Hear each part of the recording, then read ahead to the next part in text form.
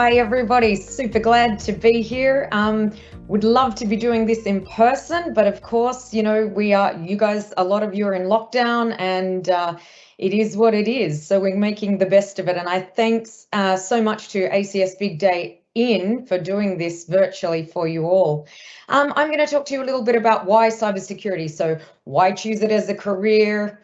Why we even talk about it. It's a pretty exciting field if you ask me, but I am totally biased. So as the other great presenters talked about their fields, I'm going to talk to you the same sort of around cybersecurity. I want you to think about it along the way, about what you think cybersecurity is. So in your mind, while you're listening to the next, we're going to do a video, and then along the way, I want you just to have in the back of your mind what you think cybersecurity is, and then as we go along, does that change for you? Like, are you thinking, what is cybersecurity really?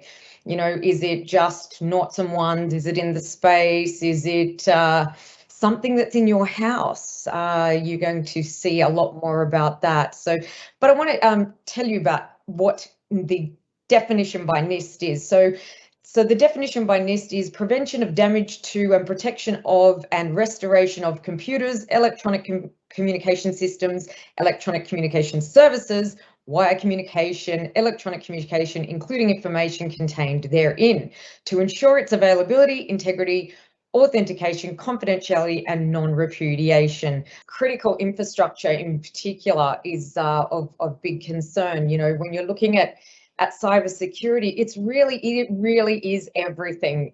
These days, I mean, luckily for him, his front door wasn't connected. You know, normally we have now security systems in our houses that are all connected to the internet. Most of you would have Alexa, or you would have other things in your house. People even have connected fridges and toasters and light bulbs. And so really, when you think about what cybersecurity is, it is everything. Everything these days is connected. So let's look a little bit more into that and how you can get involved in securing the world.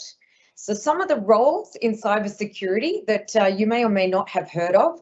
Security software development, almost to me, that should be without saying. Anybody doing software development should nowadays, you know, not years ago, security wasn't so important, but nowadays security really is part of every job in IT. Everything must be secure. So a security software developer is a developer who looks at really the security of the code, you know, doing software dynamic testing and static testing.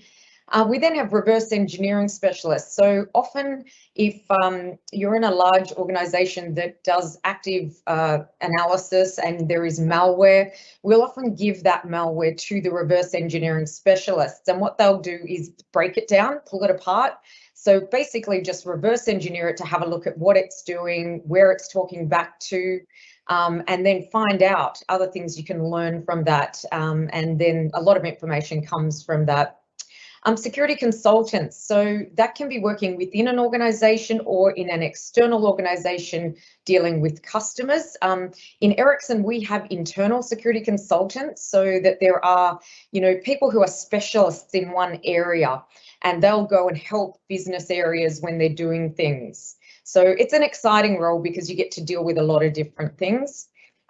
I'm not going to read out every single one of these, but the one close to my heart, of course, is ethical hackers, because I run a team of ethical hackers. And you might ask, and a lot of people do say, what is ethical hacking? Basically, it's when you're authorized to do hacking on your internal systems or products, and that can either be white box or black box or grey box. So white box being you have all the credentials to go and do it, grey box meaning you may have some of them, and black box meaning you have no credentials. You're doing it as if you were an outside person, not understanding anything in the system, and you have to break in and find things yourself. So basically, white hats are the good hackers, you know, so they're authorized. They don't use their skills for bad, and they use it to protect within their own system. Sometimes White hat hackers also do bug bounty programs. So you may be hacking things. There are companies that allow hacking of their system by external people. Microsoft, for one, allows bug bounties. So you can be trying to, do some things on Microsoft software and then report back to them when you find things, and they pay you for that. Believe it or not, there is a lot of money in bug bounties. So that could be a side business for you once you get into that. So penetration testing is all about, ethical hackers, and you may have other people involved as well when you're doing penetration testing. We call it red, blue, and purple teaming. So red being the more attacking adversary style techniques. Blue being you're defending your network against hackers, and you may do simulated tests. We do a lot of these where we simulate red team versus blue team. And what a purple team is really a mix of both. So you may have some attackers and some defenders on your team. So many exciting careers, but really you have to look at what's your passion. What are you into? If you are not into coding, that's fine. You can still get into cybersecurity. I really want to push that because a lot of people have this story in the back of cybersecurity that you have to be a coder to be in cybersecurity. Totally not true. A SOC analyst will never ever do any coding. A threat intelligence specialist will never do any coding. Where you need coding skills is if you're a developer, if you are a penetration tester or an ethical hacker. You may need to do them there.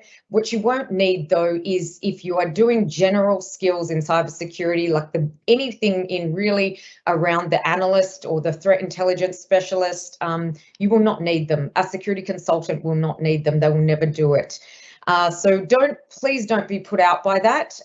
If you are a gun coder, then you can focus on those things. So it's a really, really broad area, cybersecurity. So please think about what you're passionate about, and I guarantee you there is a part of cybersecurity that you can get into, because we can teach skill. Like if you don't know how to code and you want to code, you can learn that, but we can't teach passion. You can never teach someone to be passionate about something. That has to come from within. If you love something, that comes from within. So I'm going to say to you, no matter what you do in your career, whether it's in cyber or whether you choose space or AWS or any other career, do something that really drives you, because then you will never feel like you go to work a day in your life. You will always feel that you are doing something you love. I'm never going to tell my boss this, but I would come to work even if they paid me half of what they pay me, because I just love what I do.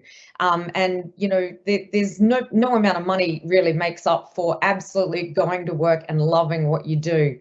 So find that passion and seek that out. And if you don't know what it is, that's okay. You can do a few different careers these days. It's not like, in the early 40s, 50s, 60s, whatever, where people stayed in one job for life. That just doesn't happen anymore. So feel free to branch out, and don't feel bad if you don't know what you want to do yet. That takes time, trust me.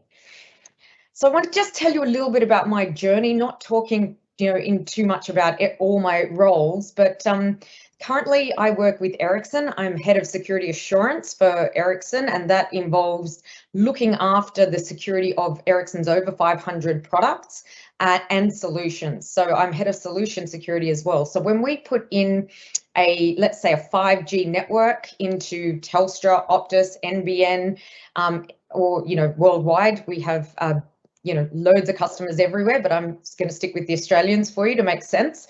When we put a solution in there, we need to make sure that solution is secure, so that when you pick up your phone and you make a call, you know exactly where it's going and who you're talking to, and you know that no one's intercepting that call.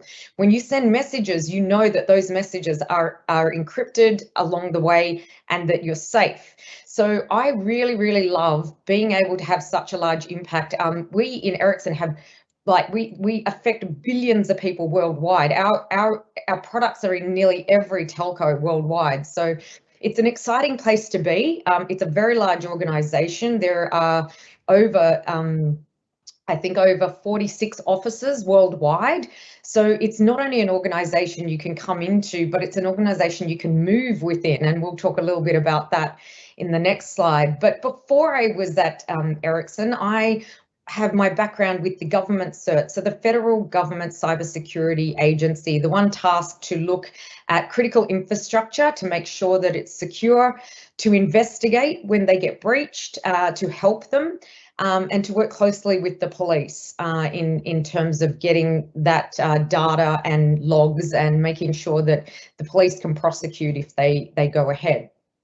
Before that, then I was with the University of Sunshine Coast. I actually started as head of their IT operations and then as head of their cybersecurity, and then built a postgraduate program in cyber with the university. And so that was a great sort of side thing that I'd never done, teaching cyber. So that was quite interesting.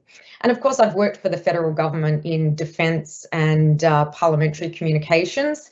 So in the basement of Parliament House, which I spent about 7 years with no windows, and you laugh, but that's true. There are no windows in the basement. But most importantly is your education. You must love learning. If you want to get into cyber, you must love learning. I'm going to say that because it never stops. You will learn along the journey the whole way. Every day, I think if I get to the end of the day and I haven't actually learned something, I feel like I've failed, because there is always something new. There's always something to learn. As you can see, I've got both a master's and a bachelor in systems. I also have done some of the normal qualifications you would expect in cyber, and that's the Cisco CyberOps, the CISSP, particularly in infrastructure ICS systems. So that is your water, power, any of those critical communications. I've focused a lot on those, but you can take your career wherever it suits you. So what I want to say to you, in my experience, cyber can take you wherever you want. I have been blessed, and I know I'm blessed. I got to work in Ericsson, Finland for a couple of years.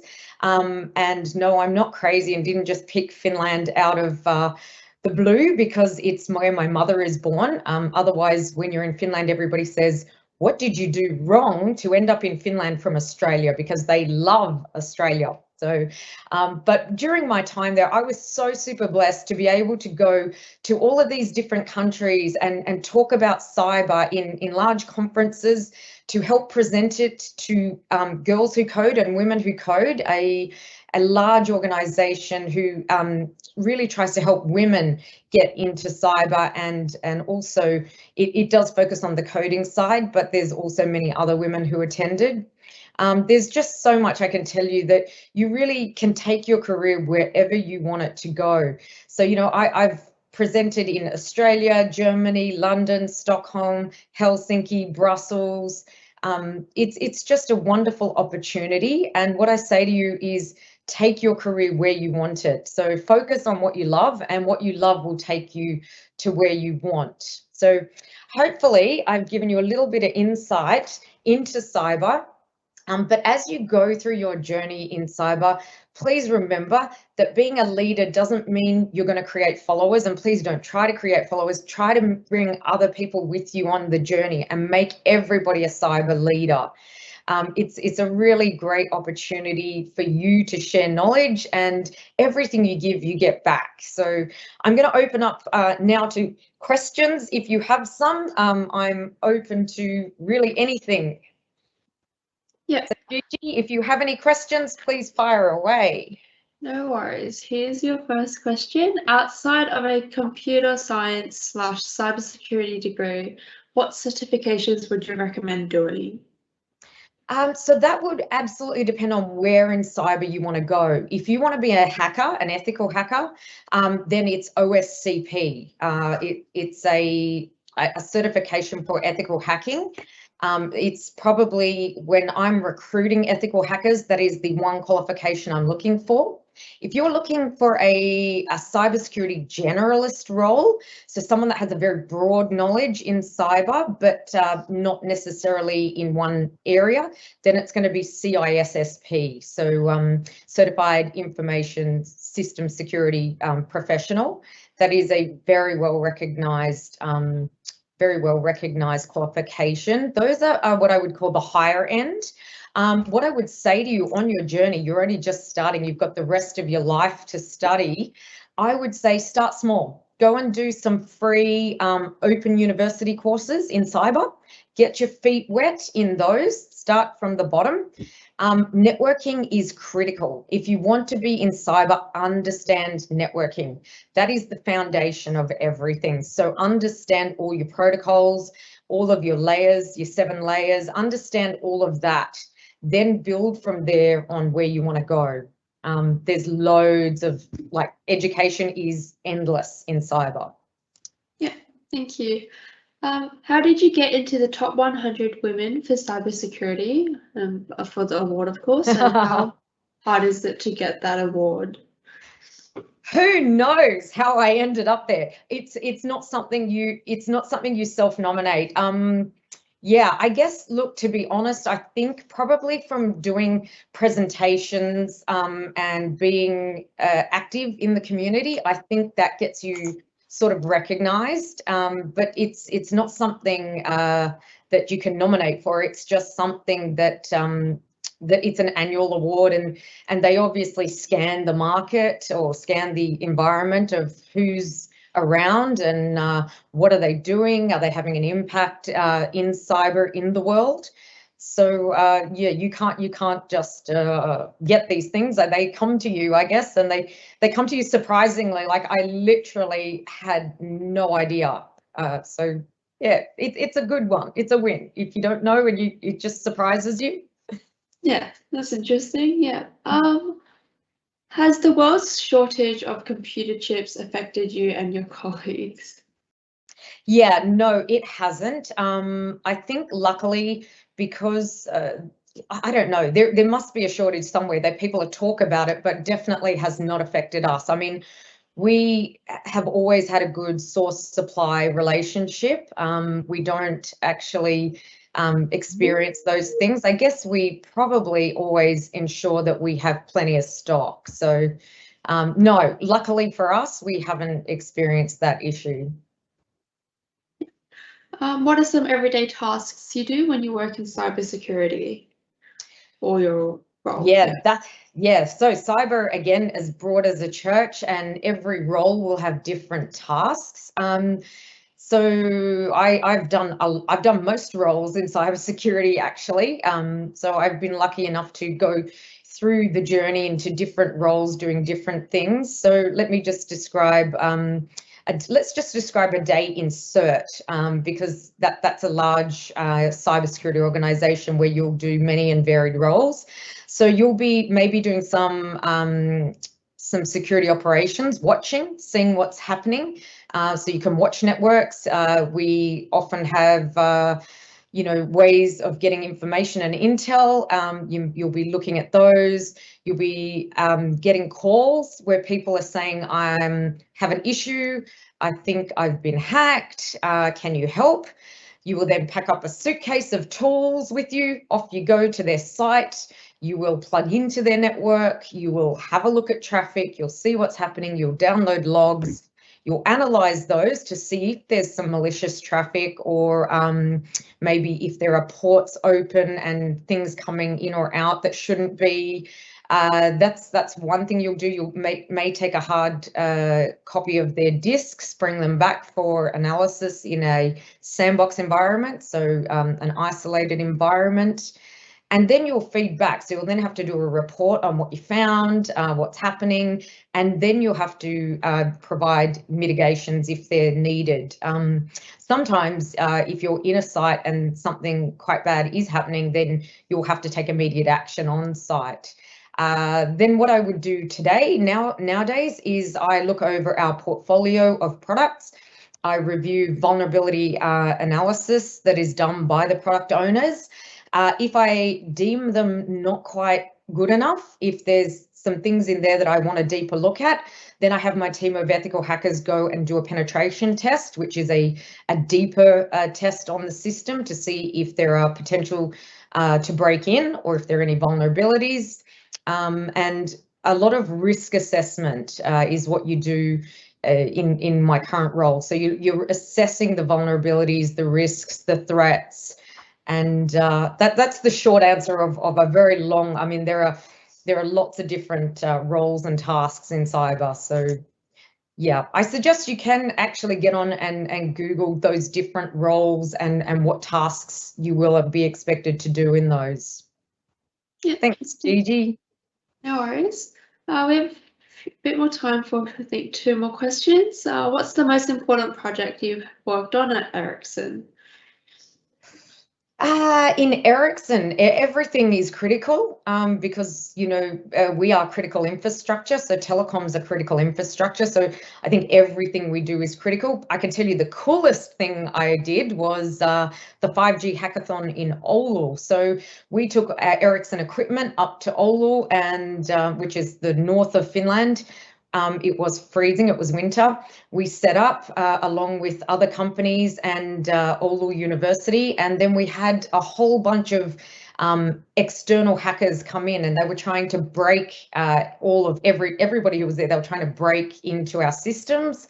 And it literally ran for 2 days straight. So we were working right through the night, into the day, right through the night until the event finished, and we found some winners, and it was really just a great atmosphere. And if you ever get to do any type of in-person hackathon, I would highly suggest it. They are good fun. Yeah, I think we just have time for one final question. Do you believe that the COVID crisis has increased the cyber attacks taking place? I think it definitely has. We're seeing the hugest amount of ransomware ever in all time happening now. Whether that's due to COVID or not, it is questionable, but it seems that you know, there is just an influx of ransomware more than ever, and it's more sophisticated. A lot of actual nation state attacks happening as well. So I think for the everyday person, being at home more and online more, there will be more attacks on you on your network in general.